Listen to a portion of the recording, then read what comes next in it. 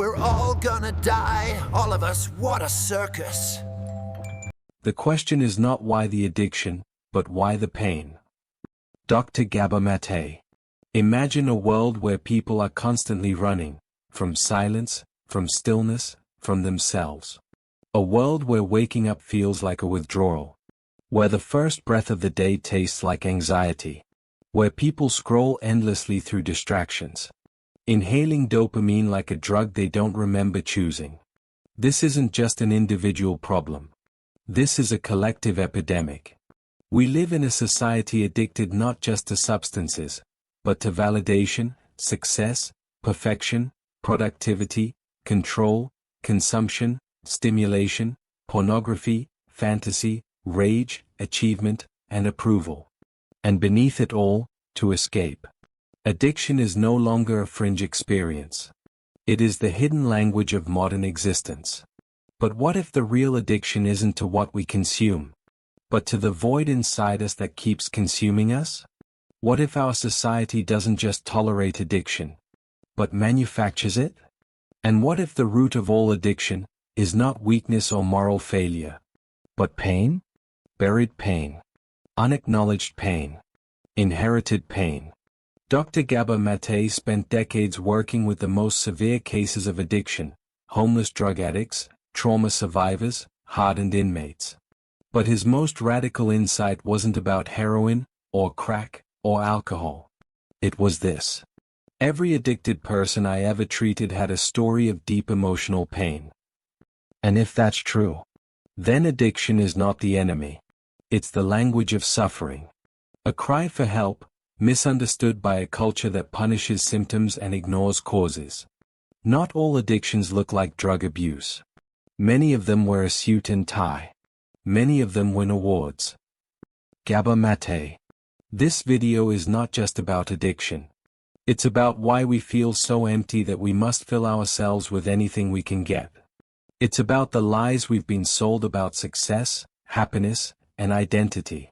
It's about the inner child in each of us that's still crying, still hiding, still aching, and how we silence that cry with habits we can't stop. This is not a video about recovery. This is a video about remembering. If you've ever felt like something is missing and you don't know what. If you've ever chased pleasure and still felt hollow. If you've ever felt ashamed of your cravings, compulsions, or needs. Then stay. Because what you're calling addiction might just be your soul's desperate attempt to survive in a world that forgot how to listen. Addiction is only a symptom. The real problem is emotional loss and trauma. Gabor Maté. Let's ask a forbidden question. Why do we become addicted? Why do some people return to the bottle again and again, even after it's destroyed their families? Why does the executive check email at 2 a.m., unable to stop? Why does the teenager scroll endlessly through social media, desperate for validation that never satisfies? The answer is not weakness. It is not a lack of willpower. It is not a broken brain. It is a broken bond. A rupture, between the child and the caregiver, between the self and the body, between the soul and the world. Addiction is not a disease. It is a compensation. The question is not what's wrong with you, but what happened to you? Dr. Gabor Maté. At the root of addiction is something that no one wants to touch, pain. But not just any pain, developmental pain. The kind you don't even remember, because it happened before you had words. The kind you carry not in your mind, but in your nervous system. Gabor Maté explains this with brutal clarity. Most people who suffer from addiction were once children who didn't feel safe being themselves. What you now call addiction was once a brilliant solution. A way to self-soothe. A way to escape isolation. A way to feel something, anything, when numbness was the only alternative. Whether it's heroin or workaholism, pornography or achievement, overeating or obsessive helping, these are not the problems. They are attempts to solve a deeper, invisible problem. The absence of unconditional love. Imagine a child who grows up in a home where emotions are unsafe. They cry, and are told to shut up. They get angry, and are punished. They show fear, and are mocked. What do they learn? That their true self is unacceptable. That being authentic is dangerous. That connection comes only when they perform, obey, achieve, or suppress. And so they disconnect. From their body. From their needs. From their truth. That child grows into an adult. They look functional. They build careers, have families, drive Teslas. But beneath it all is a frozen child, still longing, still aching, still screaming beneath the skin. Will anyone love me if they see who I really am? Addiction becomes the answer to that unbearable question. The pain didn't begin with you. It was passed down. Inspired by Gabor Maté. And here's where the wound deepens, intergenerational trauma. You didn't just inherit your grandfather's eyes or your mother's smile. You inherited their unhealed wounds. Their rage. Their shame. Their silence. This isn't just psychology. It's biology. Trauma shapes the nervous system. It literally wires your stress response, your immune system, your capacity for self-regulation. Children don't get traumatized because they are hurt. They get traumatized because they are alone with the hurt. Gabor Maté. That loneliness, that unbearable isolation in the moment of pain, is the breeding ground of addiction. No one held you when you cried. No one believed you when you spoke.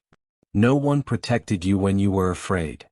So you learn to protect yourself, with substances, with distractions, with patterns that once kept you alive, but now keep you stuck. You are not addicted to what you think. You are addicted to the absence of something you needed and never received. Inspired by Maté. This is the secret shame that haunts millions. We blame ourselves for the ways we tried to survive. But you weren't weak. You were wise. You were resourceful. You were doing the best you could with the nervous system you had. The tragedy is not that you became addicted. The tragedy is that you had to. In the realm of the hungry ghosts, you're always empty, always seeking, and never satisfied. Gabor Maté, in the realm of hungry ghosts. We now enter the deepest layer of addiction's anatomy, where memory is not just in the mind but in the body, in the breath, in the cells. This is the realm of the hungry ghosts, an ancient Buddhist metaphor that Dr. Maté revives to describe the modern human condition. Souls with enormous appetites and tiny mouths. Forever yearning. Never filled. Never whole. These ghosts walk among us. Some wear business suits. Some hold iPhones. Some drink in silence behind closed doors. Some scroll TikTok at 3 a.m., searching for something they can't name. But all of them have something in common. A gaping void where connection should have been. Addiction is attachment gone awry. Every human being has two basic needs, authenticity and attachment. Gabor Maté. When a child must choose between being authentic and being attached, they will always choose attachment. Even if it means betraying themselves. Because to a child, abandonment equals death. So we cut off parts of ourselves. We suppress our anger. We hide our needs. We become what others want us to be. This adaptation keeps us alive. But later in life, it kills us slowly, from the inside out. We become strangers to our own bodies. Aliens to our own desires. Hungry for something that once was denied and now feels out of reach. And so we turn to substitutes. Drugs, work, porn, shopping, approval, chaos. Not because we're bad. But because, at some point, they worked. They numbed the pain. They made us feel safe. They helped us survive a world that felt unsafe, unloving, or simply too much. Addiction is not the primary problem. It's the secondary solution to a much deeper wound. Inspired by Maté. Trauma is not what happened. It's what lingers. Trauma is not the bad things that happen to you. It's what happens inside you as a result. Gabor Maté. Most people misunderstand trauma. They think it's only war, abuse, or disaster. But trauma is much more subtle. It is the disconnection from the self. You could grow up in a good home, with no obvious violence or neglect, and still be traumatized. Because trauma is not just about what happened. It's about what didn't happen. You weren't seen. You weren't soothed. You weren't mirrored. You weren't allowed to feel what you felt. And so you learn to disconnect from your body, your intuition, your needs. This is what Maté calls developmental trauma. It's slow. It's silent. But it is the soil in which addiction takes root. The biology of abandonment. Attachment wounds don't just scar your heart. They rewire your brain, immune system, and stress response. Dr. Maté's work draws from neuroscience, epigenetics, to show that trauma alters the very chemistry of survival. Cortisol floods the body, creating hypervigilance.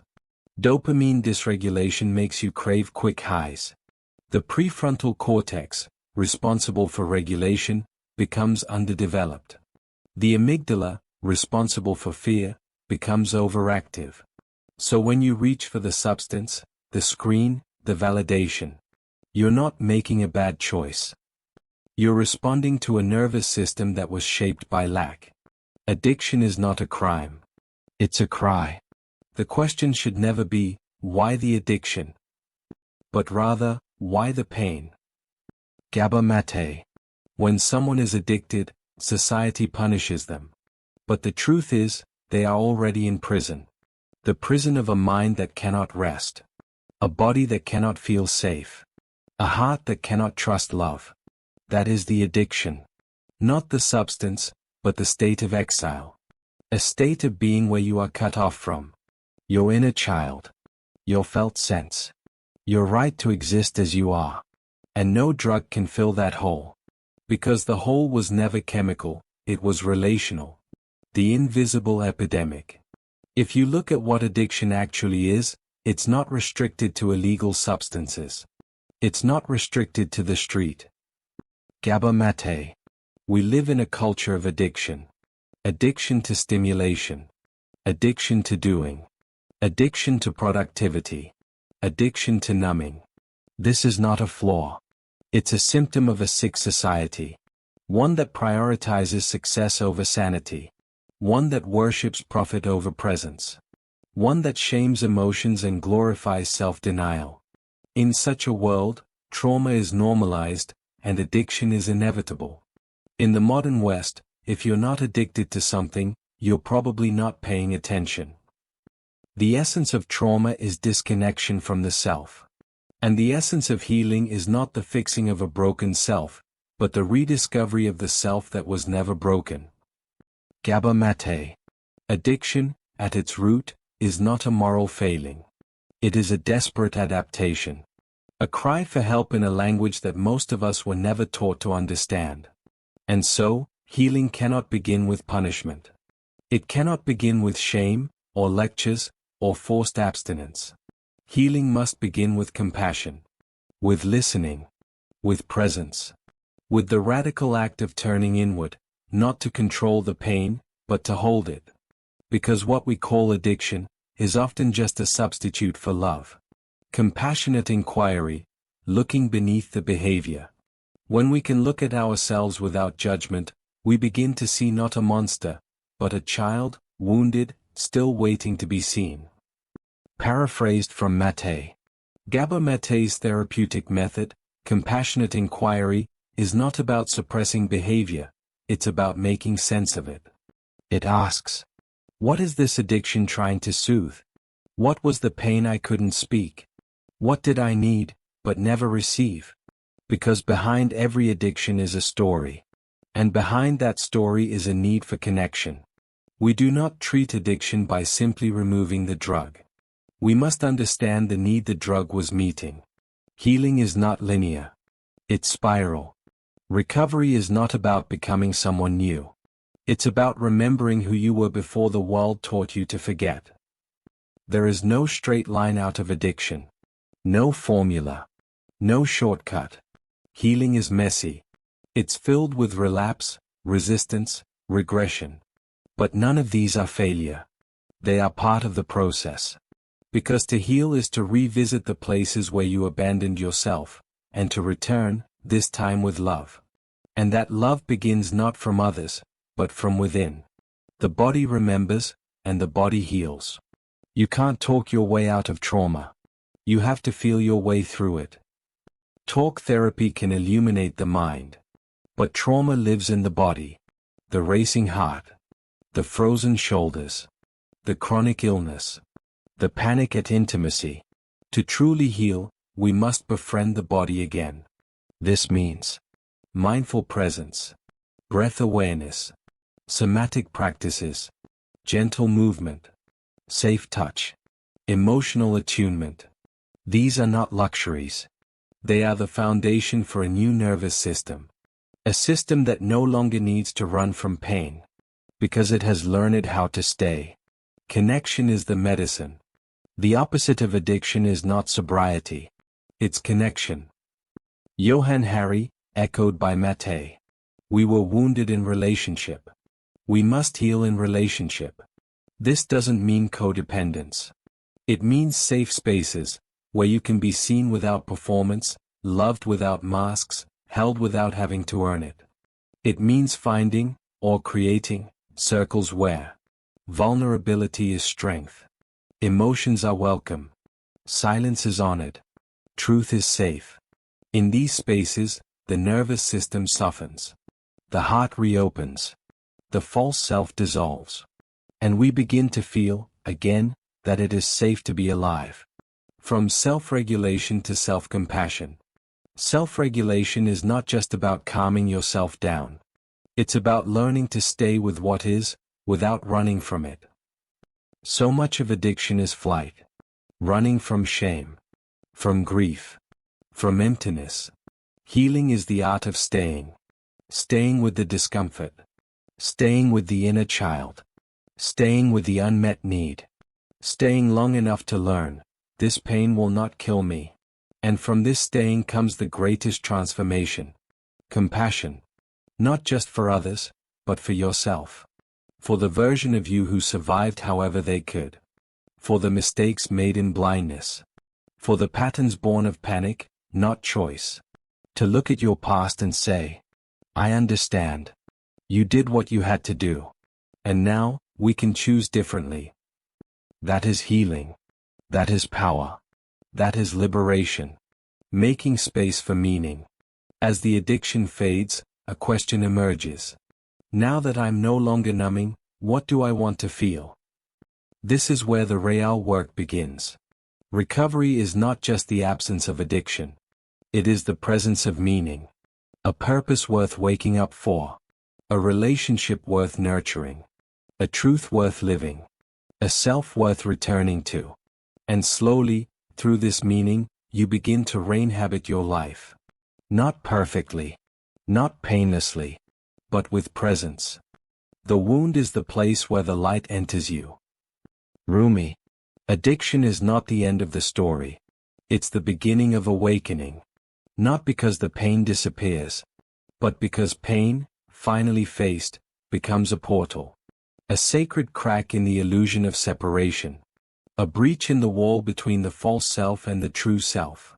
Between survival and presence. Between numbness and life. Addiction, then, becomes a teacher. Not a villain. Not something to shame or erase. But something to listen to, learn from, and eventually, transcend. The alchemy of awareness.